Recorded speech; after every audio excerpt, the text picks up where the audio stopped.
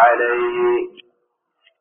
ونعوذ بالله من شرور أنفسنا ومن سيئات أعمالنا، من يهده الله فلا مضل له ومن يضلله فلا هادي له، ونشهد أن لا إله إلا الله وحده لا شريك له، ونشهد أن سيدنا ونبينا ومولانا محمدا عبده ورسوله، صلى الله تعالى عليه وعلى آله وصحبه وبارك وسلم تسليما كثيرا كثيرا.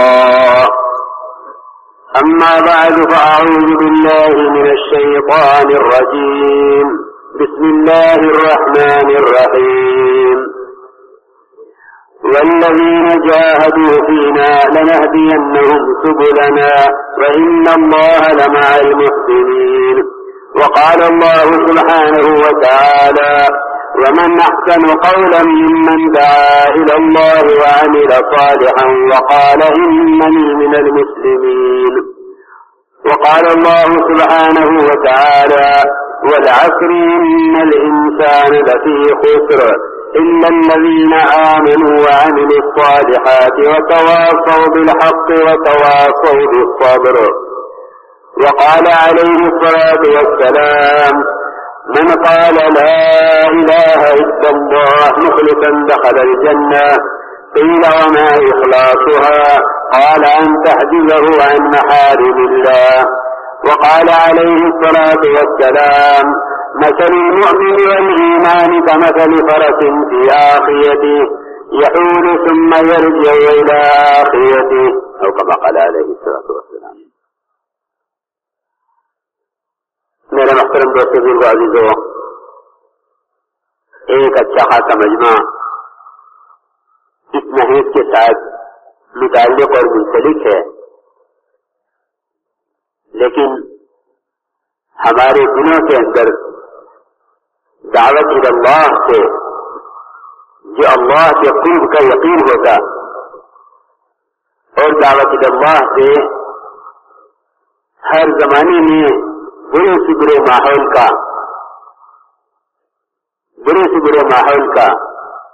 اور اپنے حد کو پہنچی ہوئی بے دینی دعوت اللہ کی محنت سے ہمیں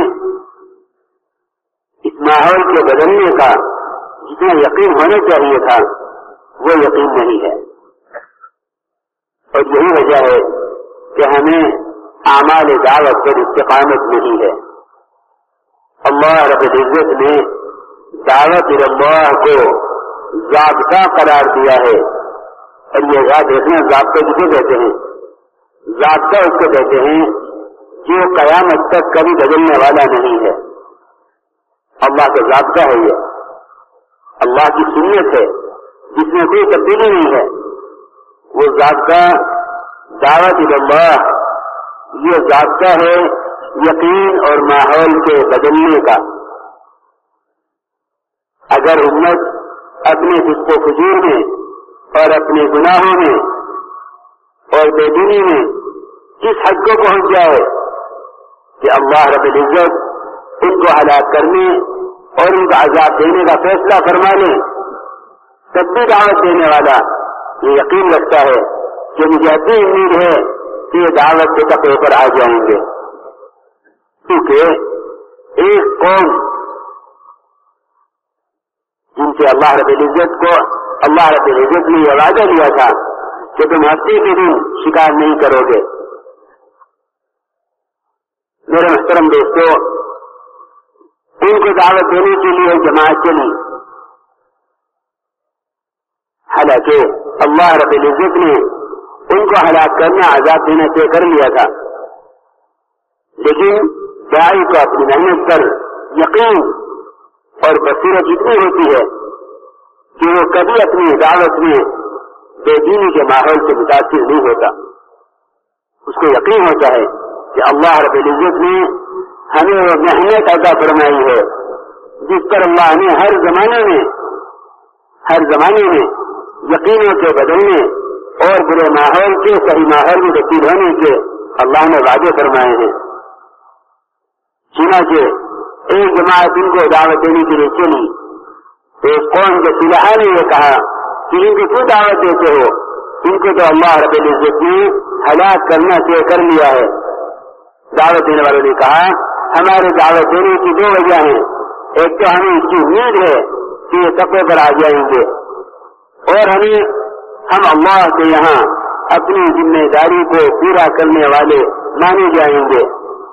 اس پر اللہ رب العزت نے فرمایا کہ جو دوسروں کو بھلائی کی طرف لانے کی کوشش کرے گا اور برائی سے روکے گا، اگر ہم نہ ماننے والوں کو عذاب دینے لگے تو ہم بھلائی کو حکم کرنے والے برائی سے روکنے والوں کو ہر حال میں نجات دیں گے۔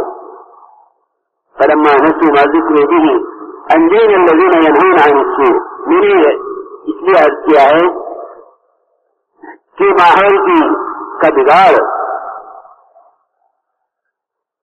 اور امت کا فسق و فجور ہمیں کبھی بھی اس محنت کے بارے میں اس شک میں نہ ڈالے کہ اب ہمیں اپنا طریقہ بدلنا پڑے گا، کیونکہ اب بے دینی حد سے بڑھ گئی ہے۔ میں عرض کرنا چاہتا ہوں کہ دعوت اللہ یہ اللہ کا ضابطہ ہے، دعوت اللہ اللہ کا ضابطہ ہے۔ اللہ رب العزت نے دعوت میں یقین اور ماحول کی تبدیلی رکھی ہے۔ جب دعوت مزاج نبوت اور نہج نبوت پر اور طریقہ نبوت پر دعوت دی جائے گی، اللہ رب العزت اس طرح یقینوں کو اور ماحول کو بدلیں گے کہ طفیل بن عامر دوسی رضی اللہ تعالیٰ عنہ، جنہوں نے آپ صلی اللہ علیہ وسلم کی بات سے نہ سننے کے لیے اپنے کانوں کے اندر روح ڈال لی تھی کہ ان کی کوئی بات محمد کی سننی نہیں ہے، لیکن اللہ رب العزت نے یہ فرماتے ہیں کہ میں کانوں میں روح ڈال کر مسجد حرام میں داخل ہوا، محمد صلی اللہ علیہ وسلم کعبے کے پاس نماز پڑھ رہے تھے، میرے دل نے یہ کہا کہ ان کی بات سننی چاہیے۔ فرماتے تھے کہ دعوت جب اس طریقے اور اس قربانی کے ساتھ دی جائے گی جو محمد صلی اللہ علیہ وسلم اور آپ کے صحابہ کا طریقہ ہے، اگر اس طریقے سے دعوت دی جائے گی تو دعوت براہ راست قلوب پر اثر کرے گی، دعوت براہ راست قلوب پر اثر کرے گی۔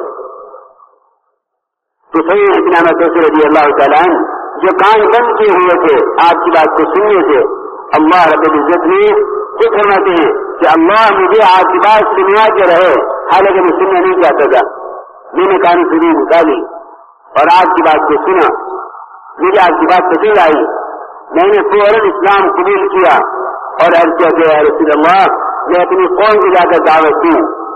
میرا محترم دوستوں، اللہ رب العزت نے اس طریقہ دعوت کے اندر دین کے پھیلنے کا ایک تعزیہ رکھا ہے، عمل سے عمل کے زندہ ہونے کا ایک عادیہ رہے۔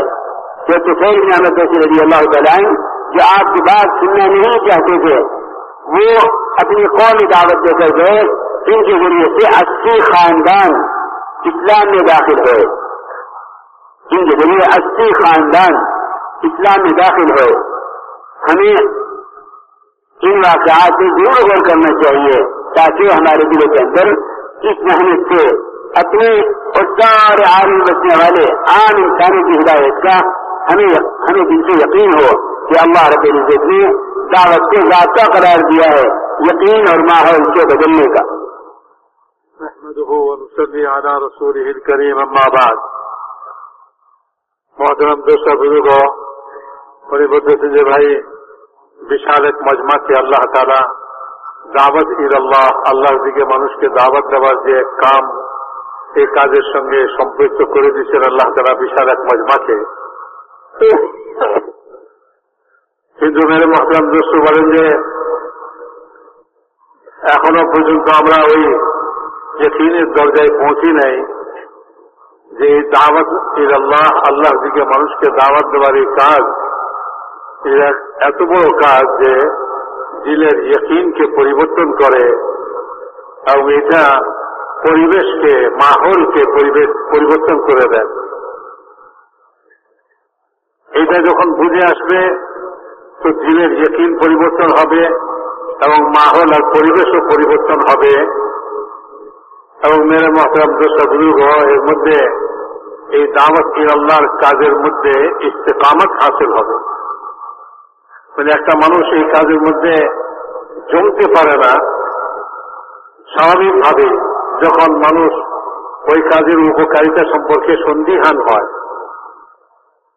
যে কাজের যে উপকারিতা বলা হয়েছে এটা কি আসলেই এরকম, যখন তার সন্দেহ থাকে তো সে কখনোই ওই কাজের উপরে জমতে পারে না।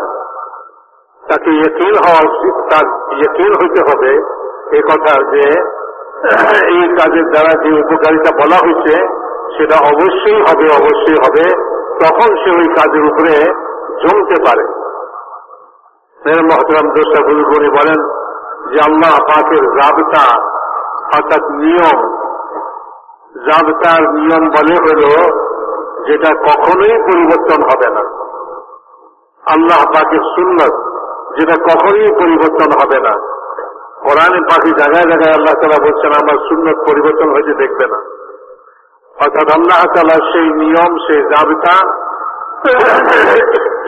যেটা পরিবর্তনশীল কখনোই নয়, এবং সেই নিয়মের যে ফলাফল সেটা অবশ্যই হবে, যেহেতু আল্লাহর নিয়ম পরিবর্তন হবে না। আল্লাহ তাআলা সেই নিয়মটা হলেই যে যখন দাওয়াত ইলাল্লাহ, আল্লাহর দিকে মানুষকে দাওয়াত দিবার এই কাজ শুরু হয় তো আল্লাহ তাআলা দিনের ইয়াকিনকে পরিবর্তন করেন, এবং আল্লাহ তাআলা দাওয়াত ইলাল্লাহ এই কাজের দ্বারা যে এই কাজকে ওই রকম ইয়াকিনের সঙ্গে করবে তো সে এইরকম মুহূর্তে, এইরকম অবস্থায় যে মানুষ বেদিনী এবং মানুষ আল্লাহ তাআলার অবাধ্য হইতে চরম সীমায় পৌঁছে গেছে, এবং আল্লাহ তাআলা তাদেরকে ধ্বংস করার ফয়সলা করে নিছেন যে এরা আল্লাহ তাআলার অবাধ্য হয়ে গেছে, আল্লাহ তাআলার হুকুমকে নষ্ট করতেছে। এইরকম মুহূর্তেও একজন দায়ী সে নিরাশ হইতে পারে না যে এই কওমকে তো অবাধ্যতার কারণে খোদায়ে পাক ধ্বংস করার সিদ্ধান্ত নিয়ে নিছেন, ফয়সলা করে নিছেন। এরকম পরিস্থিতিতেও একজন দায়ী ইলাল্লাহ, আল্লাহ দিকে দাওয়াত দেনেওয়ালা, সে নিরাশ হয় না, সে যে নিরাশ হয়ে সে দাওয়াত ইলাল্লাহর কাজকে ছেড়ে দেন। আল্লাহ পাক কোরআন পাকের মধ্যে বনী ইসরাইলের এক জাতি, তাদের সম্পর্কে আল্লাহ তাআলা ঘটনা বর্ণনা করছেন, যাদেরকে শনিবার দিন মাছ শিকার করতে নিষেধ করেছিলেন, কিন্তু তারা অবাধ্যতা করল, এই কাজে তারা লিপ্ত হল, আল্লাহর হুকুমকে অমান্য করল, এবং তারা অমান্য করতে করতে এরকম চরমে পৌঁছল যে আল্লাহ তাআলা তাদেরকে ধ্বংস করার ফয়সলা করে নিলেন। তো ওই তাদের সেই কওমের মধ্যে একজন লোক যারা এই দাওয়াত ইলাল্লাহর কাজ করতেছিল, তারা তাদেরকে নসিহত করার জন্য, তাদেরকে দাওয়াত দিবার জন্য তাদের দিকে রওনা হল। আর সেই কওমের নেককার লোকেরা তাদেরকে বলল যে তোমরা এদেরকে কেন দাওয়াত দিতে যাচ্ছ, এদেরকে তো ধ্বংস করার খোদা ফয়সলা করে নিছেন, এদেরকে দাওয়াত দিয়ে কি লাভ? তখন তারা ওইখানে দুইটা উত্তর দিয়েছিলেন। ওই দাওয়াত দেওয়ালার লোকেরা তাদের কওমের নেককার লোকদেরকে এক উত্তর এই দিয়েছিলেন, দুইটা কারণ দেখাইছেন। একটা হলো যে আল্লাহ তাআলার আযাবের সিদ্ধান্ত যদি হয়েই থাকে, আল্লাহ যদি কওমকে ধ্বংস করারই সিদ্ধান্ত করে থাকেন, তারপরেও এরা যদি ধ্বংস হয় আমরাও অন্তত পক্ষে বেঁচে দেব। আল্লাহ তাআলার কাছে এই কথা বলা যাবে ওদের হিসাবে যে আমরা তো তাদেরকে নিষেধ করছিলাম, আমরা তো তাদেরকে দাওয়াত দিয়েছিলাম, আল্লাহ তাআলা আমাদেরকে হয়তো আযাব থেকে রেহাই দিবেন। আরেকটা কারণ সেটা বলছিল যে আমরা যে তাদেরকে দাওয়াত দিব, হতে পারে শেষ মুহূর্তেও তারা তাকওয়ার উপরে নিয়ে চলে আসবে, অর্থাৎ আল্লাহকে ভয় করা শুরু করে দিবে। দাওয়াত দেওয়ার কারণে তারা হয়তো আল্লাহকে ভয় করে আল্লাহ তাআলার অমান্য করা ছাড়বে তারা, আল্লাহ তাআলার হুকুমকে মানা শুরু করে দেবে। এই দুই কারণে আমরা তাদেরকে দাওয়াত দিব যে আল্লাহ তাআলা যদি ধ্বংস করেন তাদেরকে তো আমরা রেহাই পেয়ে দেব। আর হলো যদি হইতে পারে আল্লাহ তাআলা এই দাওয়াত ইলাল্লাহের দ্বারা তাদের ভিতরে তাকওয়া পয়দা করবেন, তাদের দিলের ভিতরে মেরে মহতরম দোষাগুলো আল্লাহর ভয় পয়দা হবে, আর তারা আল্লাহ তাআলার অমান্য করা থেকে বিরত হয়ে যাবে। এই দুই কারণে তারা দাওয়াত দিতে চলে। এই জন্য বলেন যে দায়ী যে দাওয়াত ইলাল্লাহ, আল্লাহর দিকে মানুষকে দাওয়াত দেয়, কওমের অবস্থা যদি আল্লাহ তাআলার অবাধ্যতা নাফরমানি সেই দিনই কাজের মধ্যে একেবারে চরমে পৌঁছে যায়, তবুও সে কখনো নিরাশ হতে পারে না, সে কখনো নিরাশ হবে না। কারণ আল্লাহ তাআলা তার সুন্নত রাখছেন, তার নিয়ম রাখছেন অপরিবর্তনীয়, যা কখনো পরিবর্তন হবে না। এইরকম আল্লাহ তাআলার নিয়ম, সেটা দাওয়াত ইলাল্লাহর মধ্যে যে যখনই এই দাওয়াতের কাজ হবে তখনই আল্লাহ তাআলা সরাসরি দিনের ভিতরে ইয়াকিন পয়দা করবেন এবং আল্লাহ তাআলা পরিবেশকে পরিবর্তন করে দিবেন, মাহৌলকে বদলাই দিবেন। গুনাহের মাহৌলকে আল্লাহ তাআলা নেকির মাহৌল দ্বারা পরিবর্তন করে দিবেন। এটা আল্লাহ তাআলার ওয়াদা যে আল্লাহ তাআলা এই দাওয়াতের কাজের মধ্যে এই তাসির রাখছেন যে যখনই এই দাওয়াতের কাজ, আল্লাহর দিকে দাওয়াত দিবার কাজ দুনিয়াতে শুরু হবে, তো আল্লাহ তাআলা এইরকম কওমের কে যাদের অবস্থা একেবারে অবাধ্যতার মধ্যে চরমে পৌঁছছে, তাদেরকেও আল্লাহ তাআলা ওই পরিবেশকে পরিবর্তন করে দিবেন। এবং আল্লাহ তাআলা বলেন যে মাওলানা ইলিয়াস সাহেব রাহমাতুল্লাহ আলাইহি এই কথা যে দাওয়াত ইলাল্লাহ এইটার তাসির, এটার আসর কান দিয়া দিলের মধ্যে ঢুকে না, সরাসরি দিলের মধ্যে আসর করে, সরাসরি দিলের মধ্যে আসর করে। এইটার ওয়াকিয়া, এইটার ঘটনা হলে এই যে হযরত তুফাইল ইবনে আমর দৌসী রাদিয়াল্লাহু তাআলা আনহু, তিনি দৌস কবিলার, তিনি মক্কাতে আসলেন। রাসূলুল্লাহ সাল্লাল্লাহু আলাইহি ওয়াসাল্লামের দাওয়াত চলতেছিল। কুরাইশরা তাকে বুঝাইল যে এই লোকের কথা যেন তোমার কানে না পড়ে, এটার মধ্যে জাদুর তাসির আছে। তিনি এই কথা শুনে ভয়ে কানের মধ্যে তুলা ঢুকিয়ে দিলেন, দুই কানে তুলা দিয়া কান বন্ধ করে দিলেন, যাতে অনিচ্ছা সত্ত্বেও মুহাম্মদ সাল্লাল্লাহু আলাইহি ওয়াসাল্লামের কথা যেন আমার কানে না ঢুকে। মেরে মহতরম দোস্ত বলে দুই কানে তুলা ঢুকাইয়া কান বন্ধ করে যখন হারামে পৌঁছলেন, রাসূলুল্লাহ সাল্লাল্লাহু আলাইহি ওয়াসাল্লাম নামাজ পড়তেছিলেন, নামাজে কোরআন পড়তেছিলেন। তো বলে যে কান দিয়া কথা দিলের মধ্যে ঢুকার প্রয়োজন হয় নাই, ওনার দিলের ভিতরে এই কথা জাগলো যে আমি একজন বুদ্ধিমান লোক, আকল বিবেকমান লোক, আমি কেন অন্যের কথায় কানের মধ্যে তুলা ঢুকাইলাম?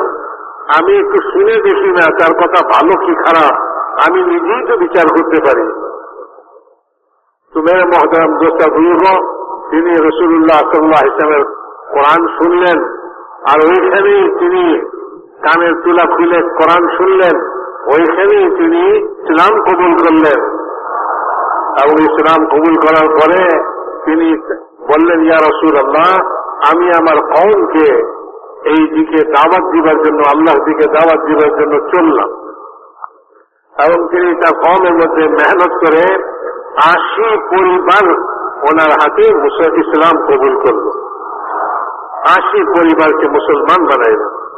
তো মেরে মহতারাম দোস্তা বুঝল, কানে তো তুলা দিছিল, কান দিয়া ঢুকার প্রয়োজন হয় নাই, তার আগেই দিনের মধ্যে এই কথা আসছে যে আমি মানুষের কথায় কেন কান বন্ধ করলাম, আমি তার কথা শুনি নিজেই বিচার করতে পারি।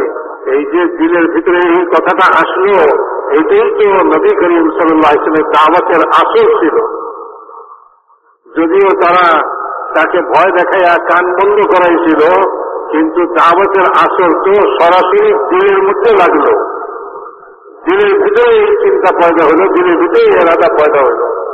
এই জন্য মেরে মহতরম দোস্ত বুজুর্গ বলেন, এই দাওয়াত ইলাল্লাহর এই কাজ যে কাজের জন্য আজ আমরা এখানে আসছি এবং আমরা বিশাল এক মজমা এই কাজের সঙ্গে লাগছি, আমাদেরকে এই কাজের ব্যাপারে আমাদের এই ইয়াকিন হওয়া উচিত যে আল্লাহ তাআলার সুন্নাত এবং আল্লাহ তাআলার অপরিবর্তনীয় যে আল্লাহ তাআলার জাবতার নিয়ম, যে দাওয়াত ইলাল্লাহ যখনই হবে তখনই ইয়াকিনের পরিবর্তন ঘটবে, ইয়াকিনের পরিবর্তন ঘটবে এবং তখনই পরিবেশের পরিবর্তন ঘটবে।